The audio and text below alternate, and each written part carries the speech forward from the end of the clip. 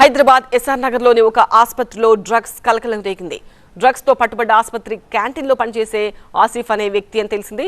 ఆసిఫ్ నుంచి 5 గ్రాముల MDMA drugs స్వాధీనం చేసుకున్నారు. ఆసిఫ్ ను అరెస్ట్ చేసి రిమాండ్కు తరలించారు.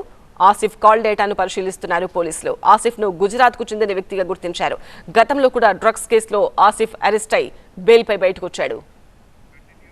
ఇక ఆసిఫ్ కు డ్రగ్స్ ఎక్కడి నుంచి వచ్చాయి, హైదరాబాద్ లో ఎవరెవరికి డ్రగ్స్ విక్రయించాడు అనే కీలక అంశాలకు సంబంధించి మరింత సమాచారం TV9 ప్రిన్సిపల్ కరెస్పాండెంట్ జ్యోతి అందిస్తారు.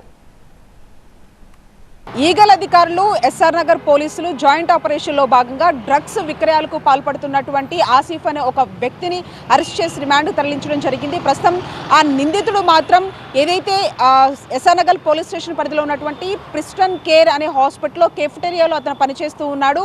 అయితే వారం రోజుల క్రితమే అతను ఇక్కడ జాయిన్ అయినట్టుగా తెలుస్తోంది. అయితే ఆసిఫ్ మాత్రం గుజరాత్కు చెందినటువంటి వ్యక్తిగా చెప్తూ ఉన్నారు. అతను ఇటీవల కాలంలోనే హైదరాబాద్కు రావడం జరిగింది. ఆ తర్వాత డ్రగ్స్కి బానిసైనటువంటి ఆసిఫ్ గోవాకి వెళ్ళడం, ఆ తర్వాత అక్కడ డ్రగ్స్ సేవించడంతో పాటు డ్రగ్స్ని తీసుకొని వచ్చి ఇక్కడ విక్రయాలు సైతం కూడా జరిపేవాడు. ఈ నేపథ్యంలోనే 2024లో సైతం కూడా అతని మీద పేట్ బషీరాబాద్ పోలీసులు కేసు నమోదు చేయడం జరిగింది.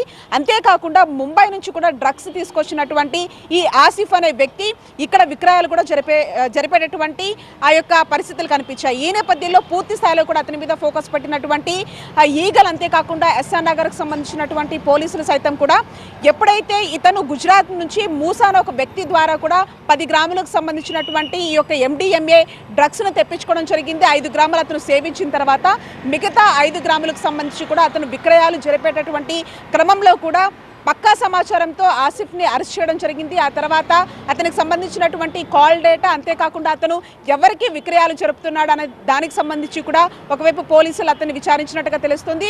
ఈ నేపథ్యంలో ప్రస్తుతానికి మాత్రం ఆసిఫ్ని మాత్రం రిమాండ్ చేయడం జరిగింది. దీనికి సంబంధించి కూడా అతను ఎవరెవరికి ఈ యొక్క డ్రగ్స్ విక్రయాలు చేశాడు, అతనికి సంబంధించినటువంటి కన్స్యూమర్ లిస్టులకు సంబంధించి కూడా ప్రస్తుతం పోలీసులు ఆరా తీస్తున్నట్టుగా తెలుస్తుంది. దాని మీద ఫోకస్ పెట్టి అతనికి సంబంధించినటువంటి ఆ కాల్ డేటా అంతా కూడా పోలీసులు ఒకవైపు పరిశీలిస్తూ ఉన్నారు. ఏదేమైనప్పటికీ ఈ న్యూ ఇయర్ సందర్భంగా కూడా డ్రగ్స్కు సంబంధించి విక్రయాలు, అంతేకాకుండా ఎవరైతే కన్స్యూమర్లు ఉన్నారో, అంతేకాకుండా డ్రగ్స్ సేవించేటటువంటి వాళ్ళు ఉన్నారో వాళ్ళ మీద పూర్తి స్థాయిలో ఫోకస్ పెట్టినటువంటి అధికారులు ఎక్కడెక్కడ కూడా వాళ్ళ మీద నిఘా ఉంచి అరెస్టు చేస్తున్నటువంటి ఆ పరిస్థితులు కనిపిస్తూ ఉన్నాయి.